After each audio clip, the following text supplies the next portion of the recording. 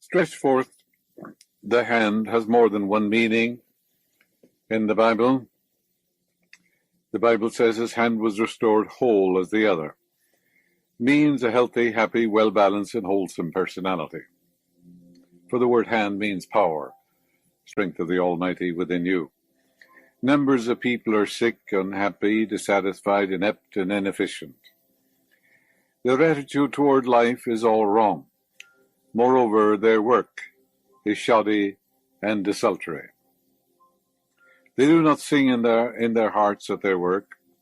Whenever you turn with confidence and trust to the almighty power within, knowing that you are guided, directed by this inner light, and that you are expressing yourself fully, you will actually become a channel for the divine, and you will move from glory to glory. The dreams, ambitions, ideals, plans, and purposes of many are withered and frozen in the mind, because they do not know how to bring their desires and ideals to pass.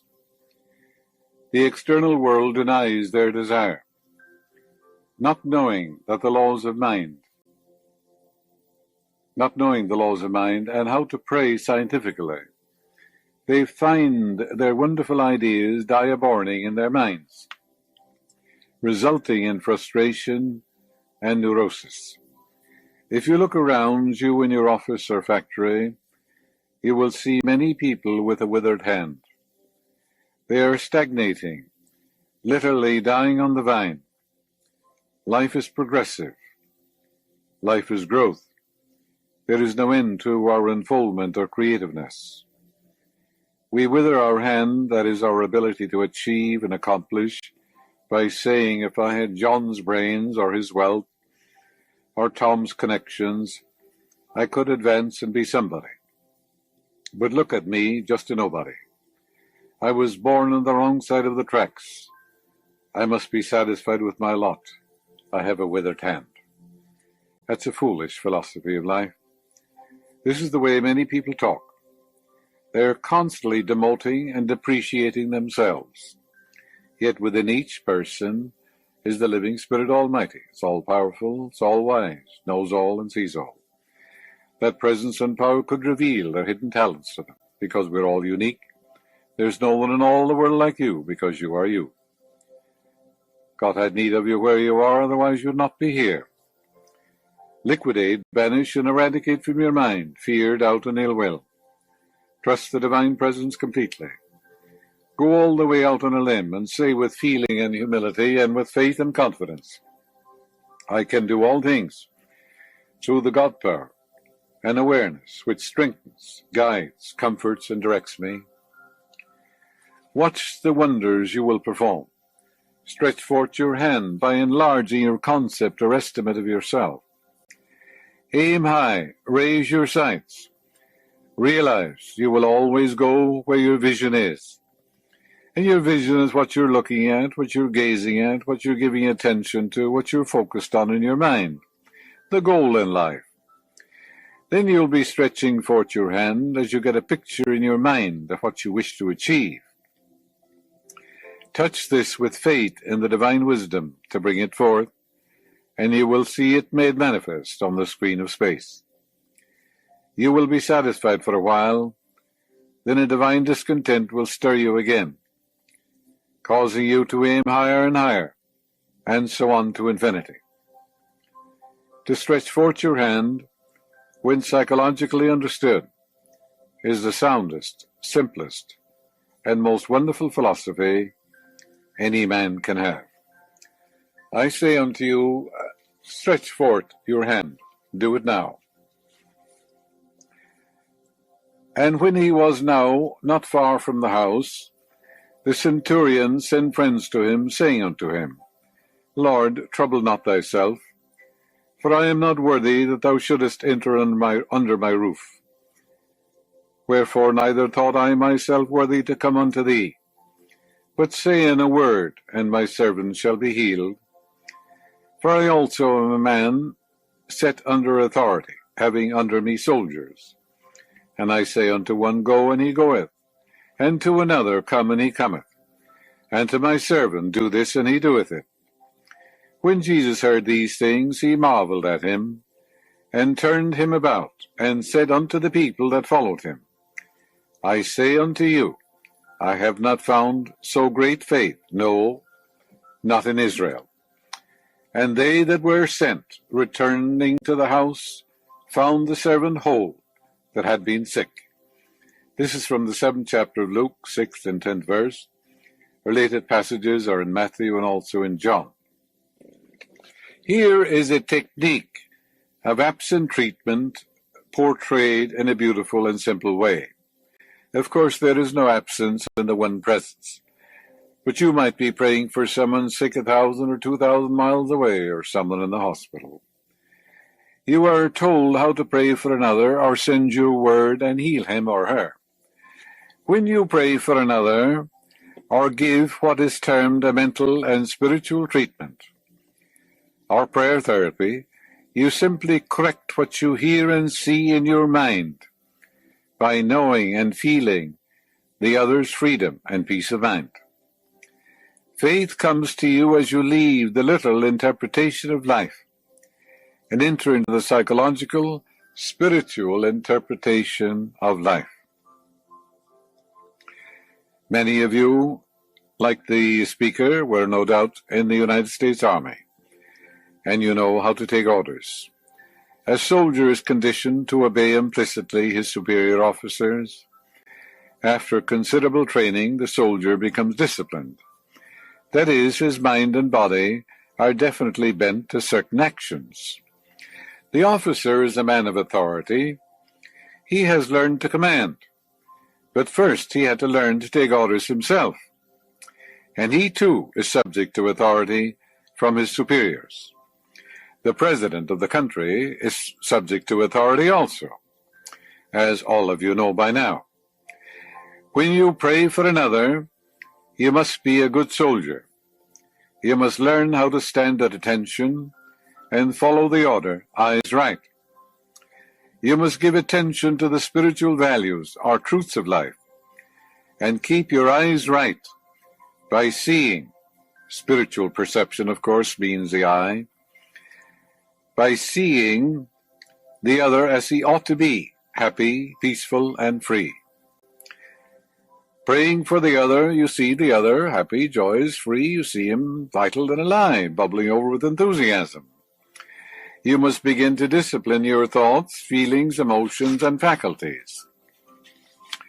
You know very well that you can begin now to pray for somebody else. If your thoughts wander, bring them back and say to them, I told you to give attention to harmony, health, and peace, or whatever it is you're focusing or concentrating on.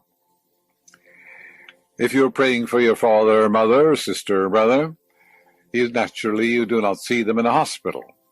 You're fastening the disease on them, and you're also thinking about the symptoms and the pains and the aches, and also whatever you're thinking of, you're attracting to yourself. No, you never see a loved one in the hospital or anybody you're praying for. The person is home. And that person is telling you about the miracle of God that has happened in his or her life. You see them vital, alive, smiling, telling you about the miracle of God that has taken place in their lives. That is prayer. That would be prayer therapy. That would be scientific treatment, because your affirmation, your prayer, must agree with your vision. Your image that you have in your mind must agree with what you affirm. If you affirm one thing, and then you see the person in the hospital sick and weak and emaciated and all that, that's called hypocrisy in the Bible. You're denying what you're affirming. You're saying one thing and seeing another. No, the two must agree.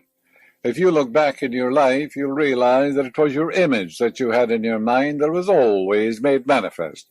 Therefore, you don't see your father sick in the hospital. Your father's at home doing what he always did. Your mother is also home, and she's doing what she loves to do. The things she always did, she's doing them now. And she's telling you about that wonderful miracle that happened in her life. Then you're Your affirmation is agreeing with your image. Two shall agree, as touching on something on earth, shall be established of my Father which is in heaven. And the Father in heaven is your own thought and feeling, your brain and your heart, the two uniting. For your thought and feeling are spiritual agencies, and these two together, when they unite in harmony and in peace, of course, there's an issue from that union. And that union can be guidance, peace, or harmony. When the brain and the heart unite, your prayer is answered. When your conscious and subconscious agree, your prayer is answered. The servants spoken of are your thoughts, ideas, moods, feelings, and attitudes of mind. They serve you nobly or negatively, depending on the orders you issue. If you are an employer, you may order the employees to do certain things in the store. You expect them to obey. You are paying them to conform to your business methods and processes. In the same manner, you order your thoughts around. You are the master, not the serf or the slave. Surely you do not and will not permit the gangsters of hate, fear, prejudice, jealousy, rage, and incurability to order you around, make a football of you. You're in control. You're the master. You have dominion. When you begin to discipline your mind, you do not permit doubt, anxiety, and false impressions of the world to browbeat, intimidate, and push you around. You are conditioning your mind so that you definitely issue orders to your thoughts, to give attention to your aims in life, to your ideals. Likewise, you direct and channel all your emotions constructively. You have complete dominion. You can't visualize or imagine an emotion. You must remember that emotion follows thought. And when you control your thoughts and mental imagery, you are in charge of your emotions. No person, place, or thing can annoy you, disturb you, or hurt you. They do not have that authority. For example, another could call you a skunk. Are you a skunk? Someone might say you're a snake in the grass. Are you a snake in the grass? You're not. The suggestions or statements of the other could not affect you except through your thought. You have the capacity and the power to curse or bless. You can say, God's peace fills my soul. I'm in tune with the infinite. God is guiding me. Your thought in such instance could be, God's peace fills that man's mind. Fills your own mind, of course, too. You are in charge of the movement of your mind. You can move in anger, hate, or revenge. Also, you can move in peace, harmony, and goodwill. Never give others power to disturb you. You're putting them on a pedestal and making gods and goddesses out of them. Realize they have no power to disturb you. The power is in you. The I am, the Lord, that healeth thee, the one presence and the one power. There is no other. It's omnipotent and supreme. Why then should you bow down to false gods? The disciplined mind is accustomed to take a spiritual medicine called in tune with the infinite. The moment you are tempted to react negatively, identify immediately with your aim. Your aim is peace, it's harmony, it's wisdom, it's right action, it's accomplishment, achievement. Switch to your ideal immediately, and you have overcome and are victorious. You're a man of authority, and you say to your thoughts, servants, go and they go, come and they come. Isn't that a simple explanation? Anyone can understand it.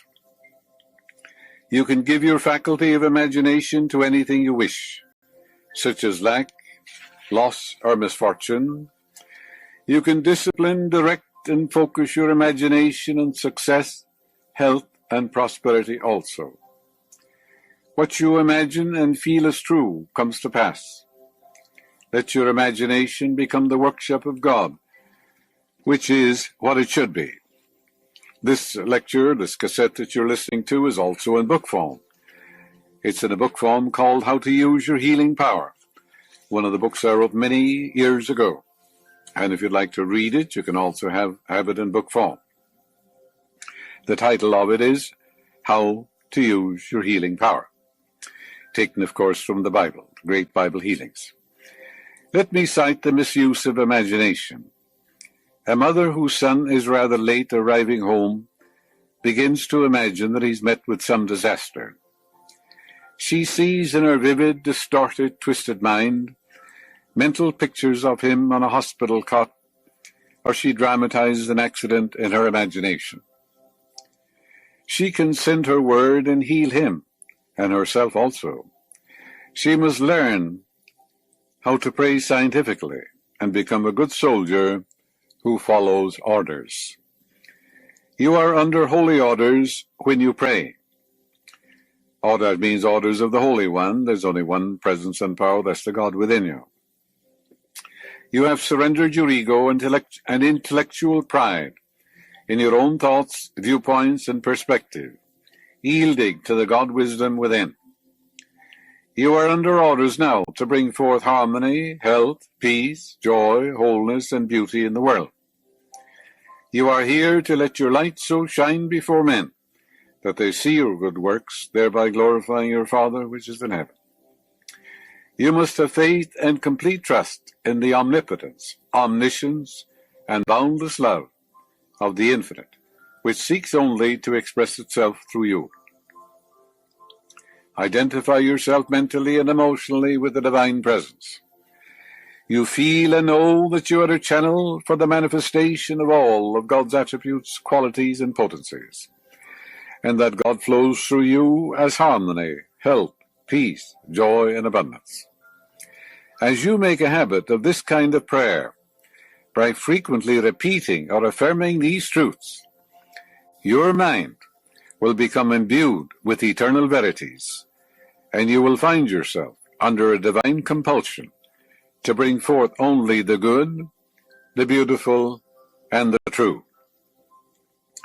You have placed yourself under all holy orders, or orders of the Holy One, the God Presence, the living Spirit within you.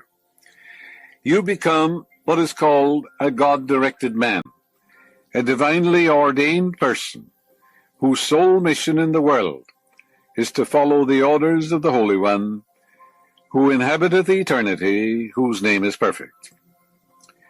Whose orders are you carrying out? Ye are servants to whom ye yield yourself, servants to obey. Whatever idea I yield to or give myself to will dominate, control, and compel me to act it out as frustration and expression. Whose order do you think the woman was obeying when she had all kinds of misgivings about her little boy, bombarding him with a barrage of negation, and with dire forebodings, which, if continued, would have had catastrophic implications? This woman was taking her orders from the thoughts of fear, worry, and anxiety. In other words, the marauders and intruders in her mind were browbeating her and making her a nervous wreck. Begin now to stretch forth your hand by realizing there is no limit to your possibilities. Feel and believe the divine presence is your silent partner, counseling, directing, and governing you. As you do this, your life will be wonderful and satisfying. It will be more useful and constructive than it is. Begin to know yourself. Try the amazing power of true prayer. And prayer is the contemplation of the truths of God from the highest standpoint. When you say, God loves me and cares for me, you're praying. There's the response. When you say, God is guiding me now, that's prayer. There is a guiding principle. Its nature is responsiveness. It's called infinite intelligence, the nature of which is responsiveness. Call upon me and I will answer you. I will be with you in trouble. I will set you on high because you have known my name. The name means the nature of the power. And the nature of it is to respond to you when you call on it. As you yield yourself to the divine wisdom within, you will live a better life than you ever dreamed of. Arise, take up thy bed. Your bed is your new mental attitude, and walk the earth, radiant, happy, and free. Take up the power of the infinite, which is within you. It's all-powerful. And through the power of the Almighty, you rise and accomplish great things. Now, when he came nigh to the gate of the city, behold, there was a dead man carried out, the only son of his mother, and she was a widow, and much people of the city was with her. And when the Lord saw her, he had compassion on her, and said unto her, Weep not. And he came and touched the bier, and they that bare him stood still. And he said, Young man, I say unto thee, arise. And he that was dead sat up, and began to speak. Here is a wonderful psychological and spiritual drama taking place in the consciousness of man. The dead man in the Bible is your desire which you have failed to realize or to manifest. You may have had a desire to sing. Perhaps the wonderful gift of music or song is within you. And if you haven't realized it, you said, I can't do it, I don't know the right people, I don't know the right congressman, and all this sort of thing. Well, then it's dying within you, isn't it? The desire is dying, or it may be dead. But as you claim you now are what you long to be, and realize through the power of the Almighty, you will sing the song of triumph. Then you're resurrecting the dead man within yourself, or it's sickness either. You may have a lingering illness. Well, if you have, that's the death of health, isn't it? Therefore you realize, I am the Lord that healeth thee. I am the Lord thy God, I will come and heal thee. I will restore health unto thee, and heal thee of thy wounds, saith the Lord. So you realize the miraculous healing power of God is flowing through you, vitalizing, healing, restoring your whole being into God's pattern on the mount, which is the pattern of harmony, health, and peace. According to your belief is it done unto you, the Bible says. To believe something is to accept it as true.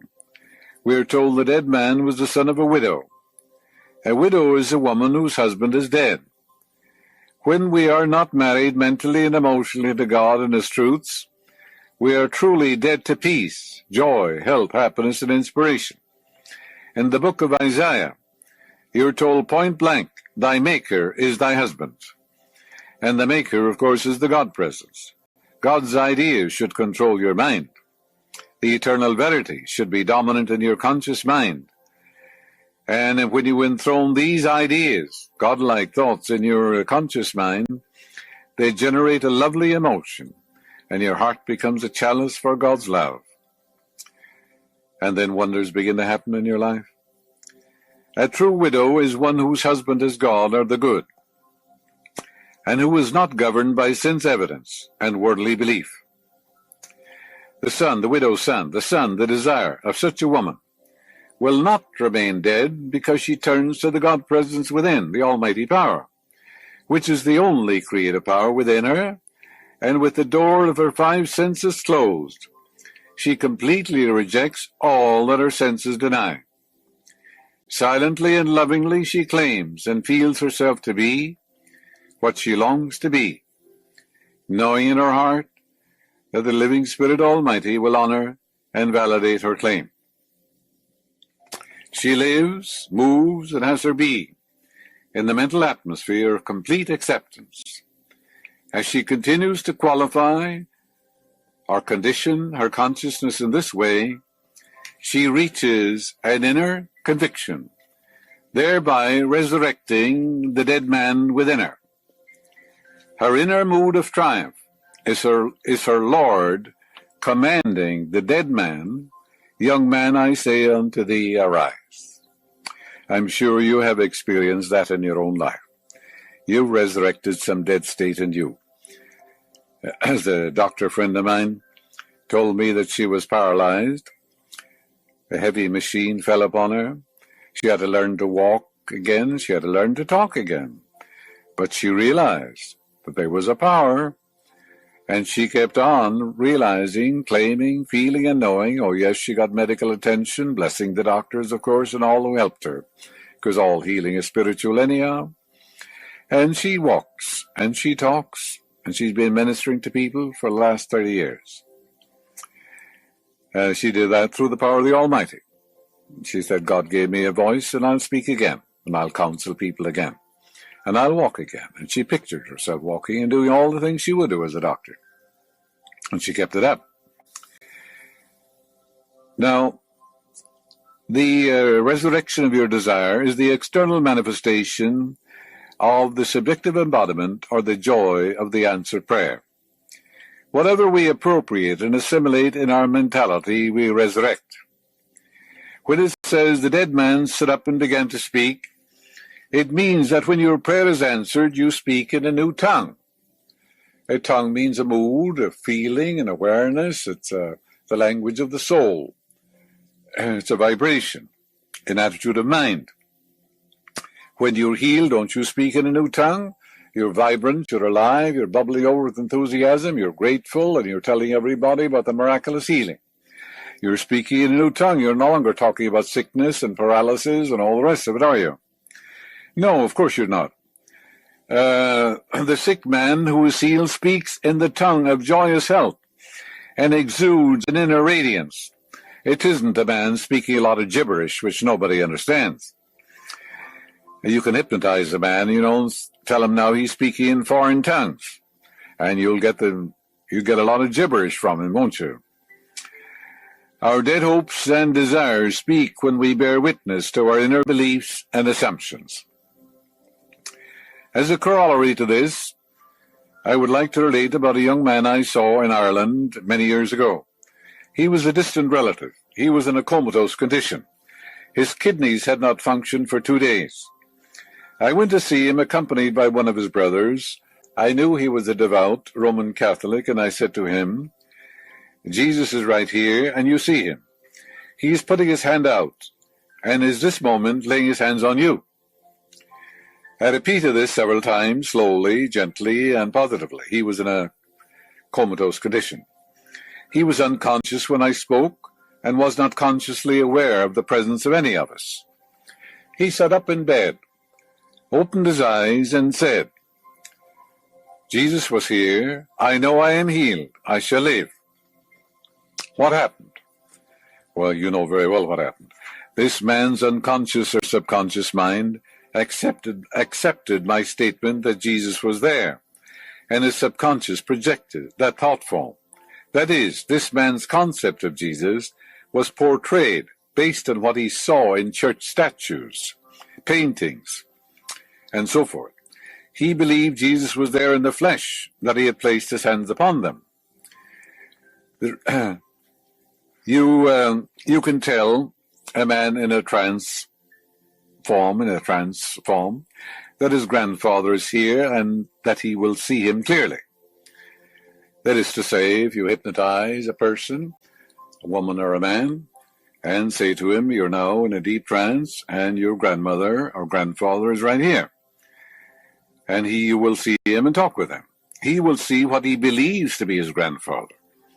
His subconscious projects the image of his grandfather, based on his subconscious memory picture. You can give the same man a post-hypnotic suggestion saying to him, when you come out of the trance or hypnotic state, you will greet your grandfather and talk to him, and he will. This is called a subjective hallucination. The faith kindled in the subconscious of my Catholic relative, based on his firm belief that Jesus came to heal him, was the healing factor. In other words, he accepted it, and the subconscious healed him. It is always done unto us according to our faith, our mental conviction. And whether the object of our faith is true or false, we'll get results from the subconscious mind. For there's only one healing presence. It's the infinite healing presence lodged in the subconscious of every man, woman, and child in this entire world.